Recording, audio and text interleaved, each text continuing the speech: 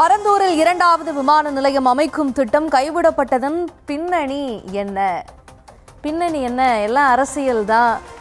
தொடர்ந்து சட்டப்பேரவையில் வாங்கக்கூடிய அடிகளும் வெளியில் வந்து வரக்கூடிய விமர்சனங்களும் நம்ம போட்ட ரீல்ஸே நமக்கு எதிராக ரீலாகவும் ட்ரோலாகவும் மாறினதுக்கப்புறம் இப்போ என்னடா பண்ணுறது அப்படிங்கிறப்ப இவ்வளோ நாளாக ஆட்சி அமைச்சு 2-3 மாதம் ஆனதுக்கப்புறம் சட்டப்பேரவை கூட்டத்தொடர் தொடங்கி ஒரு வாரத்துக்கு மேலே ஆனதுக்கப்புறம் திடீர்னு இதையெல்லாம் ஈடுபட்டுவதற்காக 110 விதியின் கீழே இன்றைக்கி பல முக்கிய அறிவிப்புகள் வந்திருக்குது.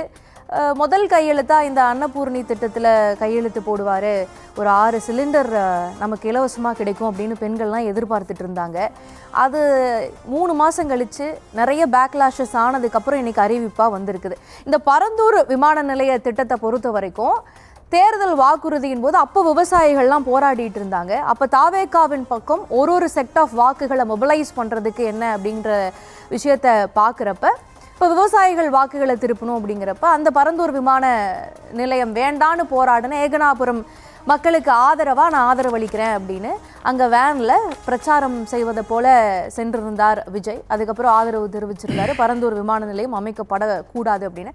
அதுக்கப்புறம் அது தேர்தலின் போது பெருசாக அந்த வாக்குறுதிகள்லாம் சொல்லப்பட்டதா, ரிப்பிட்டேட்டிவாக அதை பற்றி எம்ஃபசைஸ் பண்ணாங்களான்னா அது இல்லை. வேறு விஷயங்கள், குறிப்பாக இந்த மாதிரி வாக்குறுதிகளை பற்றி தேர்தல் பிரச்சாரம் இல்லாமல் திமுகவை கார்னர் பண்ணுற அவங்கள வந்து தீய சக்தி இது போல கண்டிக்கக்கூடிய வசைமொழிகளால் பேசக்கூடிய பிரச்சாரம் மட்டும் இருந்ததை தவிர பிரச்சனை ரீதியான பிரச்சாரம் தேர்தலையும் கிடையாது. பொறுப்பேற்று 3 மாதத்திலையும் அதை பற்றி ஒரு மூச்சு கூட விடலை. இன்னைக்கு திடீர்னு வந்து அது வேண்டாம், நாங்கள் ரத்து செய்கிறோன்னு சொல்லிட்டாங்க. பிரச்சாரத்தில் சொன்னார் தான், இந்த இடத்துல நான் வேண்டான்னு சொல்கிறேன் அப்படின்னாரு. சரி, அப்போ எந்த இடத்த நீங்கள் மாற்று வழியாக வச்சுக்கிட்டு இந்த அறிவிப்பை வெளியிட்டீங்க அப்படிங்கிற கேள்வியும் இருக்குது. ஏன்னா சென்ற அரசை 4 இடங்களை தேர்ந்தெடுத்து வச்சு ஏஐஏவுக்கு பரிந்துரை பண்ணுறாங்க. இந்த விமான நிலையத்திற்கான பொறுப்பாக இருக்கக்கூடிய அந்த ஆணையத்துக்கு வந்து அவங்க பரிந்துரை பண்ணும்போது அவங்க தான் அதில் ஒன்றா செலக்ட் பண்ணுறாங்க. இருக்கிறதுலே 4ல் பெஸ்ட்டான ஆப்ஷன், விவசாய நிலங்கள் அதிகமாக பாதிக்கப்படக்கூடாது, அரசிற்கும் அந்த இடத்துல பெரும்பாலும் நிலம் இருக்கணும். இப்போ 5700 ஏக்கர் இந்த விமான நிலையம் அமைக்கிறதுக்கு நிலம் தேவைப்படுது அப்படின்னா அதில் அரசும் மக்களிடமிருந்து கைப்பற்றப்படக்கூடிய அந்த லேண்ட் அக்விசிஷன் பண்ணக்கூடிய நிலம் போக அரசுக்கும் பெரும்பான்மையான இடங்கள் அங்கே இருக்குது. அப்படிங்கிறப்ப இது நிறைய ஃபேக்டர்ஸை அனலைசஸ் பண்ணி தான் இந்த பரந்தூர் விமான நிலையத்திற்கு வந்து நிலம் கையகப்படுத்தக்கூடிய பணிகள்லாம் நடந்துச்சு. 90% பணிகள் முடிந்து விட்டது. நிலம் கையகப்படுத்தக்கூடிய பணி முடிஞ்சிருக்கு. அவங்ககிட்ட எல்லாம் நிலத்தை வாங்கிட்டு அவங்களுக்கான காசையும் கொடுத்தாச்சு. அந்த மக்கள் அதை பல்வேறு செலவுகளை கூட பண்ணியிருப்பாங்க. இப்போ திடீர்னு இந்த ரத்து என்று அறிவித்திருப்பது தமிழ்நாட்டினுடைய வளர்ச்சியின் மீதும் ஒரு பெரிய கேள்வியை எழுப்பி இருக்கிறது. மாற்று திட்டம் எதையுமே கையில் வைத்து கொள்ளாமல், எந்த அறிவிப்புமே இல்லாமல் இதை அறிவித்திருப்பது ஒரு ஆப்பர்ச்சுனிட்டிஸ் பாலிட்டிக்ஸ், ஒரு சந்தர்ப்பவாத அரசியல் சூழலாக தான் நம்ம பார்க்க முடியும். இதில் தமிழ்நாட்டின் வளர்ச்சி வந்து எங்கேயுமே பைண்ட் ஆகலை அப்படிங்கிறதான் என்னுடைய வாதம். இல்லை, இப்போ நீங்கள் வந்து 90% பணிகள் வந்து நிறைவடைஞ்சிச்சுன்னு கைப்பற்றப்பட்டுச்சுன்னு மாற்றி மறுபடியும் சொன்னேன். ஓகே, நான் அதாவது 90% இடங்கள் வந்து கைப்பற்றப்பட்டுருச்சுன்னு சொல்லி சொல்கிறீங்க. எல்லாருக்கும் வந்து பணம் செட்டில் பண்ணியாச்சு சொல்லி சொல்கிறீங்க. அதே மாதிரி வந்து மொத்தத்தில் வந்து பார்த்தீங்க அப்படின்னா 4 இடங்கள் வந்து தேர்வு செய்யப்பட்டாலும் அதில் வந்து பரந்தூர் தான் வந்து மிக சிறப்பான இடம், அதனால தான் வந்து திமுக அரசு இங்கே கொண்டு வந்தது அப்படின்னு சொல்கிறீங்க. ஆனால் அதை விட மிக சிறப்பான இடம் பன்னூர் மற்றும் திருப்போரூர் என்று பல்வேறு சுற்றுச்சூழல் அமைப்புகளும் சரி, பல அரசியல் கட்சிகளும் சரி சொல்லியிருக்காங்க. இதையெல்லாம் திருப்போரூர். அப்ப இதையெல்லாம் தாண்டி இந்த இடத்துல பரந்தூர்ல கொண்டு வந்ததுக்கான காரணம் என்ன அப்படின்னு பாத்தீங்கன்னா, இது முழுக்க திமுகவுடைய சுயநலம். ஏன் திமுகவுடைய சுயநலம் நம்ம சொல்றோம் அப்படின்னா, இந்த இடத்துல ஏர்போர்ட் வரப்போகுது என்பதை ஏற்கனவே தெரிந்து கொண்ட திமுகவினர், முன்னாள் அமைச்சர்கள், தற்போதைய சில சட்டமன்ற உறுப்பினர்கள், சில முன்னாள் சட்டமன்ற உறுப்பினர்கள் இந்த பரந்தூரை சுற்றி இருக்கக்கூடிய பல ஏக்கர் கணக்கிலான இடங்களை வாங்கி போட்டிருக்கிறார்கள். ஏர்போர்ட் வந்தால் நமக்கு விலை உயரும் என்பது அவர்கள் போட்ட கணக்கீடு. அந்த கணக்கீட்டில் இன்னைக்கு இடி விழுந்திருக்கு, மண் விழுந்திருக்கு. அதனால குய்யோ முய்யோன்னு கதறாங்க. இதுதான் முதல் முறையான்னு பார்த்தீங்கன்னா கிடையவே கிடையாது. நான் பல உதாரணங்கள் சொல்றேன், ஒரு டைம் இல்லைங்க, 2 உதாரணம் கூட சொல்றேன். 2009 பெரம்பலூர் மாவட்டத்திற்கு மருத்துவக் கல்லூரி கொண்டு வந்திருக்கப்பட வேண்டும். ஆனால் ஆராசா என்ன பண்றாரு, தன்னுடைய குடும்பத்திற்கு சொந்தமான ஒரு 100 ஏக்கர் இடத்துல 20 ஏக்கர் இடம் கொடுக்குறாராம். அரசுக்காக அவர் வந்து தானமாக கொடுக்குறாராம். அதை பார்த்தீங்கன்னா ஜெயலலிதா அவர்கள் வந்த பிறகு கண்டுபிடிச்சு இந்த இடத்தை ஏன் கொடுத்தீங்க அப்படின்னா, அந்த இடத்தில் மருத்துவமனை வந்தால் சுற்றி இருக்கக்கூடிய அத்தனை இடங்களும் பல கோடி ரூபாய் விலை உயரும்.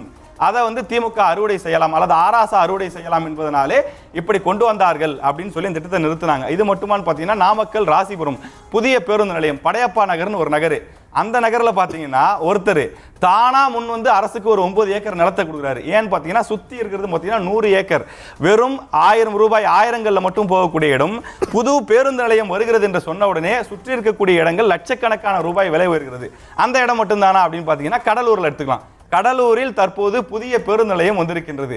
நகர் எங்கேயோ இருக்கு, நகருக்கு சம்பந்தமே இல்லாமல் முந்திரிக்காட்டில் கொண்டு போய் புதிய பேருந்து நிலையத்தை கட்டியிருக்கிறார்கள். இது எதற்கான? இதுவும் அதே கதை தான். சுத்தி இருக்கக்கூடியது திமுகவுடைய நிலம், அதற்கு மத்தியில் இவங்க இலவசமா இவங்களே நீங்க நான் சொல்ற ஒவ்வொரு இடத்தையும் நோட் பண்ணி வச்சு இடத்தை செக் பண்ணுங்க. இது அத்தனையும் திமுகவினருடைய இடம். இந்த ஒட்டுமொத்த இடத்துக்கும் மைய பகுதியில் கவர்மெண்ட்டுக்கு இலவசமாகவே இடத்தை கொடுத்துருவாங்க. ஏன்னா இந்த இடத்துல ஹாஸ்பிட்டலோ இந்த இடத்துல மருத்துவமனையோ அல்லது இந்த இடத்தில் விமான நிலையமோ வந்து விட்டால் சுற்றி இருக்கக்கூடிய இடங்கள்லாம் பல கோடி ரூபாய் விலை உயர்ந்துவிடும். இந்த பரந்தூர் இடத்துல வந்து பார்த்தீங்கன்னா திமுக மட்டுமல்ல, இதில் அதிமுகவை சேர்ந்த சில முன்னாள் அமைச்சர்கள் முன்னாள் சட்டமன்ற உறுப்பினர்களும் இதே வேலையை செய்திருக்கிறார்கள் என்பது கலை யதார்த்தமாக இருக்கின்றது. அதுதான் உண்மை. அது மட்டும் இல்லாம நல்லா சர்ச் பண்ணி பார்த்துட்டு தான் சொல்லிட்டு இருக்கேன். அது மட்டும் இல்லாம இன்றைக்கு பரந்தூர் மக்களுடைய ஒட்டுமொத்த குரலாகத்தான் சட்டமன்றத்தில் தமிழக முதலமைச்சர் எதிர்த்திருக்கின்றார். பரந்தூர் மக்கள் எதை கேட்டாங்களோ அதைத்தான் கொடுத்திருக்கின்றார். பல விஷயங்கள் வளர்ச்சி பெறும். விமான நிலையத்தை சுற்றி பல டெவலப்மெண்டல் ஆக்டிவிட்டிஸ் இருக்கும். எந்த ஒரு வளர்ச்சி திட்டமுமே நீங்க இன்னைக்கு ஒரு விமான நிலையம் அமைந்தா அதை சுத்தி இருக்கக்கூடிய நிலங்கள்லாம் வாங்குவாங்க. 4 ஆப்ஷன்ல திருப்போரூரும் பன்னூரும் இருந்துச்சு அப்படின்னு சொல்றாங்க. 4 ஆப்ஷனை தமிழ்நாடு அரசு தான் கொடுத்துச்சு. அதை ரிஜெக்ட் பண்ணது ஒன்றிய அரசு. திருப்போரூர் ஏன் ரிஜெக்ட் பண்ணப்படுதுன்னா restricted area of flying under the Indian air force அதுக்கு பக்கத்தில் இருக்குது. அதுக்கப்புறம் proximity to Chengalpattu firing range to the west, இதுவும் அங்கே ஒரு டிராபேக்காக இருக்குது. ஃபயரிங் ரேஞ்ச் வந்து திருப்பூரூர் பகுதியில் பக்கத்தில் இருக்குது. ரன்வே ஓரியன்டேஷனுக்கு வந்து அங்கே ஏர் டிராஃபிக்குக்கான அந்த கான்ஃபிகரேஷன் அது வந்து அங்கே சரியாக இல்லை அப்படிங்கிறது. இன்னொன்று prohibited area of Kalpakkam nuclear plant, பக்கத்தில் கல்பாக்கம் நியூக்ளியர் பிளான்ட்டும் வருது அப்படிங்கிறதுனால திருப்போரூர் ரிஜெக்ட் பண்ணப்பட்டிருக்குது. பன்னூருக்கு ஏன் ரிஜெக்ட் பண்ணப்பட்டுச்சு அப்படின்னா அதுக்கு வந்து இன்னமும் வந்து நேவிகேஷனல் எய்ட்ஸுக்காக இன்னும் அந்த சுற்றியுள்ள பகுதிகளில் அதிகமான இடம் தேவைப்படுகிறது. அதற்கு போதுமானதாக பன்னூர் இல்லை.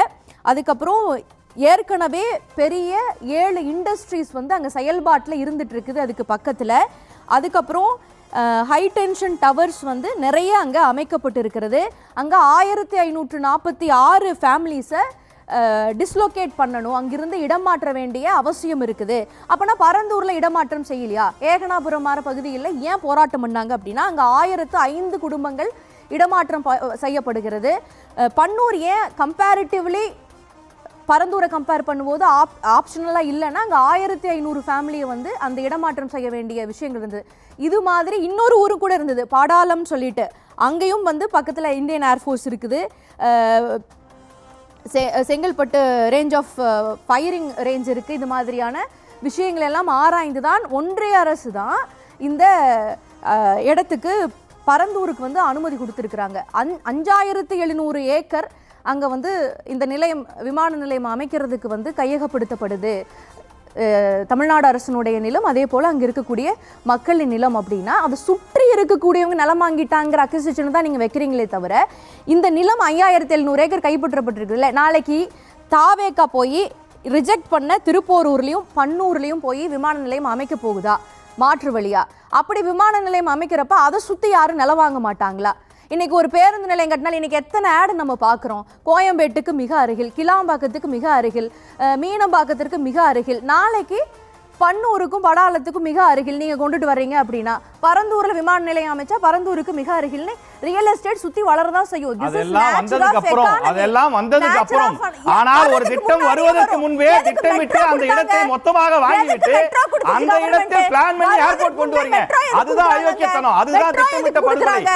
இது வந்து ஒரு திட்டம் வந்ததுக்கு அப்புறமா சுத்தி வரலாம். சென்னை விமான நிலையம் வந்த பிறகோ அல்லது கோயம்பேடு பேருந்து நிலையம் வந்த பிறகு சுற்றி வரலாம். அது தவறு கிடையாது. ஒரு திட்டத்தை வாங்குவதற்கு முன்பே திட்டமிட்டு அந்த இடத்துல சரி இத்தனை இடத்துல சொல்றீங்கல்ல, இத்தனை இடத்துல சொல்றீங்கல்ல, பரந்தூர்ல பக்கத்துல கடற்படை நிலையம் இருக்கின்றது. பரந்தூருக்கு பக்கத்திலே ஐஎன்எஸ் ராஜாளி என்று சொல்லக்கூடிய அந்த கடற்படை நிலையம் இருக்கின்றது. அப்ப அந்த இடத்துல ஏன் கொண்டு வராங்க? அப்படி ஒரு கேள்வி வரும்ல, அதை பத்தி எல்லாம் நீங்க பேச மாட்டீங்க. எங்கேயுமே பிரச்சாரத்துல பேசலங்கிறாரு விஜய். எல்லா இடத்திலும் பேசியிருக்கிறார். விஜய் முதலில் தன்னுடைய கட்சி ஆரம்பித்து முதலில் செய்த போராட்டம் பரந்தூர் போராட்டம். விக்கிரவாண்டியில முதல் மாநாட்டில் அறிவித்த விஷயம் பரந்தூர் போராட்டம். இப்படி ஒவ்வொரு இடத்திலும் பரந்தூரை பற்றி பேசியிருக்கிறார். உங்க பிரச்சாரத்துல போய் பேசலங்கிறாங்க. காஞ்சிபுரத்துக்கு அவர் பிரச்சாரத்துக்கே போல. காஞ்சிபுரத்தில் இருக்கக்கூடிய மக்கள், குறிப்பாக பரந்தூர் தொகுதி எங்க வருது? பரந்தூர் கிராமத்தை பொறுத்த வரைக்கும் ஸ்ரீபெரும்புத்தூர் தொகுதி வருது. ஸ்ரீபெரும்புத்தூர் தொகுதியில மொத்தம் இருக்கக்கூடிய அந்த பரந்தூருடைய அந்த வாக்கு எண்ணிக்கை 1040. காங்கிரஸ் கட்சி திமுக கூட்டணி ஓட்டுக்கு 1000 ரூபாய் பணம் கொடுத்து 1040 ஓட்டுல காங்கிரஸ் கட்சி 210 ஓட்டு தான் வாங்குது. அதிமுக கட்சி 190 ஓட்டு தான் வாங்குது. ஆனால் தமிழக வெற்றி கழகம் எந்த பணமும் கொடுக்காமல், எதுவும் செலவு செய்யாமல் 640 வாக்குகளை பெற்றிருக்கிறது அந்த ஒரு கிராமத்துல மட்டும். இந்த மாதிரி ஒவ்வொரு கிராமத்துக்கும் டேட்டா இருக்கு. இப்ப என்னன்னா ஒட்டுமொத்தமாக அந்த தொகுதியினுடைய வேட்பாளர் யாரு, அந்த போய் களத்துல போய் விசாரிச்சு வந்து பேசுங்க. தமிழக வெற்றி கழகம் ஒரு பைசா கூட கொடுக்காமல் அந்த ஒட்டுமொத்த மக்கள் வெற்றியை கொடுத்திருக்கிறார்கள். இன்றைக்கு காஞ்சிபுரம் மாவட்டத்தில் 4 தொகுதி இருக்கு. 4 தொகுதியிலும் தமிழக வெற்றி கழகம் தான் வெற்றி பெற்றிருக்கு. அதுக்கு காரணம் என்ன? கடந்த முறை 4 தொகுதியிலும் திமுக தான் வெற்றி பெற்றது. ஆனால் இந்த முறை திமுக அங்கு 0. அதற்கு காரணம் பரந்தூரிலே அந்த விமான நிலையம் வந்தால் 13 நீர்நிலைகள் அழியும். திமுக என்றாலே விவசாயத்திற்கு எதிரானவர்கள் என்பதுதான் தாவேக்காவுடைய குற்றச்சாட்டு. அதை உண்மை என்று நிரூபிப்பதுதான் இந்த பரந்தூர் நிலையத்தினுடைய நிலை. 13 நீர்நிலைகள் அழிக்கப்படும். அங்க 3 போகம், ஒரு போகம் நெல் விளைவது எவ்வளவு கஷ்டம் நமக்கு தெரியும். 3 போகம் நெல் விளைவதை முழுமையாக தடுக்கக்கூடிய திட்டம் தான் இந்த பரந்தூர் மாநில திட்டம். தமிழக அரசு நிச்சயம் ஒரு நல்ல இடத்தை தேர்வு செய்து நாங்கள் மாநிலத்தை அமைப்போம் என்று சொல்லியிருக்கிறார்கள். அவர்கள் இன்னும் எந்த இடம் என்று சொல்லவில்லை. அவர்கள் எந்த இடம் என்று சொன்ன பிறகு அதில் குறைகள் இருந்தால் விமர்சனம் பண்ணலாம், தவறில்லை. ஆனால் முழுக்க 3 போகம் நெல் விளையக்கூடிய இடத்தை இவர்கள் திட்டமிட்டு அழித்துவிட்டு விவசாயிகளுக்கு எதிரான ஒரு திட்டத்தை திமுக கொண்டு வர நினைக்கிறது. திமுகவிற்கும் விவசாயத்துக்கும் சம்பந்தம் கிடையாது. கரும்பு காடு இருந்தால் சிமெண்ட் ரோடு போட்டு நடப்பார்கள். இதுதான் திமுகவினுடைய நிலை. திமுகவிற்கு விவசாயத்தை பற்றி எதுவும் தெரியாது. 3 போகம் விவசாய நிலைய நெல் விளையக்கூடிய இடம். அங்க இருக்கக்கூடிய நெல்வாய் எடுத்துக்கொண்டாலும் சரி, அங்க இருக்கக்கூடிய தண்டலம் எடுத்துக்கொண்டாலும் சரி, அங்க இருக்கக்கூடிய ஏகனாபுரத்தை எடுத்துக்கொண்டாலும் சரி, அந்த மக்கள் அவர்களுடைய கோயிலையும் வீட்டையும் அனைத்தையும் விட்டு எங்கேயோ போயிடணுமா? திமுகவுடைய சில அமைச்சர்களுடைய சில சட்டமன்ற உறுப்பினர்களுடைய சுயலாபத்திற்காக எந்த இடம் என்று முடிவு செய்யட்டும், எந்த இடம் ஒண்ணு தமிழக அரசு முடிவு செய்யல. முடிவு செய்து அறிவிக்கட்டும். அறிவு செய்து அவர்கள் அந்த முடிவுகளை அறிவித்த பிறகு அங்க பாதிப்பு இருந்தா பேசுவோம். கண்டிப்பா பாதிப்பு இருந்தா நானும் பேசுறேன். எப்படி முன்னாடியே வரீங்க? முன்னாடியே பேசி பாக்குறீங்க. முன்னாடியே சொல்லாதீங்க. அவங்க அறிவிக்கட்டும். அறிவித்த பிறகு பாதிப்பு இருந்தா நானும் பேசுறேன். இது செய்யக்கூடாது என்று. இல்லாத இடம் தமிழ்நாட்டுல எங்க இருக்கு? சென்னைக்கு 2வது விமான நிலையம் நமக்கு இப்ப தேவை வளர்ச்சி திட்டங்களுக்காக. ஏன்னா எகனாமிக் ஜோன் வந்து பொருளாதார மண்டலங்கள் சென்னையை சுற்றி பெருவளர்ச்சி அடைஞ்சிருக்குது. நிறைய கம்பெனிஸ் இன்வெஸ்ட்மெண்ட் பண்ணி இருக்கிறாங்க. இங்க இருக்கக்கூடிய உற்பத்தி பொருட்களினுடைய அந்த ஏற்றுமதிக்கும் அந்த வளர்ச்சிக்கும் விமான நிலையம் போர்ட்டும் மிக முக்கியமானதா இருக்கு. இப்ப சென்னைக்கு 2வது விமான நிலையம்ங்கிற பேச்சு எடுத்தோம்னா 5000 ஏக்கர்ல ஆந்திராவில் 4-5 விமான நிலையங்கள் 5000 ஏக்கருக்கு மேல அமைக்கப்பட்டிருக்குது. அந்த இங்க இருக்கக்கூடிய இன்வெஸ்ட்மெண்ட்லாம் ஆந்திராவை நோக்கி போயிட்டு இருக்கு. இங்க அதற்கான கட்டமைப்போ இன்ஃப்ராஸ்ட்ரக்சர் இல்லாத போது தொழில் வளர்ச்சி எப்படி நடக்கும்? சரி, இந்த ஆப்ஷன் விட்டாச்சு. 5000 ஏக்கருக்கு இன்னொரு இடத்த பிடிச்சிருவீங்களா? குறைஞ்சபட்சம் 4000 ஏக்கர்ல விமான நிலையம் அமைப்பதற்கா இன்னொரு இடத்த பிடிச்சிருவீங்களா? நீங்க இப்ப இருக்கிற ஏர்போர்ட் அளவுக்கே வேணும்னா 1000 ஏக்கர் 1500 ஏக்கர்ல நிலத்தை பிடிக்கலாம். அப்ப கூட குறைஞ்சபட்சம் 1000 ஏக்கர் 1500 ஏக்கர்ல இது பண்ணாலும் பெரிய ஒரு பன்னாட்டு முனையமா அமைக்க முடியாது. அந்த 1000 ஏக்கர்ல சில கிராமங்கள் உள்ளடங்கி வராதா? அங்க ஃபேமிலியோட ரீஹாபிலிட்டேஷன் நடக்காதா? அங்க தண்ணீரோ குளங்களோ இருக்காதா? இதுவே வந்து வாட்டர் பாடிஸ் அதிகம் இருக்கக்கூடிய இடம் தான் சென்னையும் சென்னை சுற்றி இருக்கக்கூடிய இடங்களும். அப்ப யாரும் போராட்டம் பண்ண மாட்டாங்களா? அப்ப என்ன தீர்வுக்கு நீங்க போவீங்க? தண்ணி பிரச்சனை அப்படின்னா நீங்க டேட்டா சென்டர் சென்னையில் அமைக்கப்படும் ஒரு வாக்குறுதியை கொடுத்துருக்கீங்க. அதுக்கு ஒரு ஆறே தேவைப்படும், அந்த அளவுக்கு தண்ணீர் தேவைப்படும். இங்க வந்து குளங்கள், இங்க ஒரு குளம் போயிருச்சுன்னா இன்னொரு குளத்தை நம்ம வெட்ட முடியும். டேட்டா சென்டருக்கு நிலத்துக்கடியில் இருக்கக்கூடிய நீரை கூட ரத்தத்தை போல உறிஞ்சக்கூடிய ஒரு சூழல் வரும். அந்த வாக்குறுதியை நீங்க ஒரு ஆராயாம எப்படி கொடுத்தீங்க? இதுக்கு மாற்று திட்டமா என்ன வச்சிருக்கீங்க? ஒரு ரீஹாபிலிட்டேஷன் பண்ணாம மக்களை இடம் பெயர்த்தாமல் இன்னொரு விமான நிலையத்தை எப்படி தாவேக்க கொண்டுட்டு வரும்? அதுவும் தானே கேள்வி. இங்க போராட்டம் பண்ண மக்களை எல்லாம் பேசி சமாதானப்படுத்தி அவங்களுக்கான இழப்பீட்டு ஈட்டுத்தொகையும் கிராமங்களுக்கு 4 மடங்கும் நகரப்பகுதியில் இருக்கக்கூடிய இடங்களுக்கு 2 மடங்கும் கொடுத்துருச்சு அரசு. இன்னொரு இடத்துல நீங்க இதைத்தானே போய் பண்ண போறீங்க. இப்போ இந்த நிலத்தை இந்த பயன்பாட்டுக்கு மட்டும்தான் பயன்படுத்த முடியும். பரந்தூர் விமான நிலையத்துக்கு எடுக்கப்பட்ட நிலங்களை அதுக்கு மட்டும்தான் பயன்படுத்த முடியும். அப்ப அதை நம்ம என்ன பண்ண போறோம்? இது 2 வேலை இல்லையா?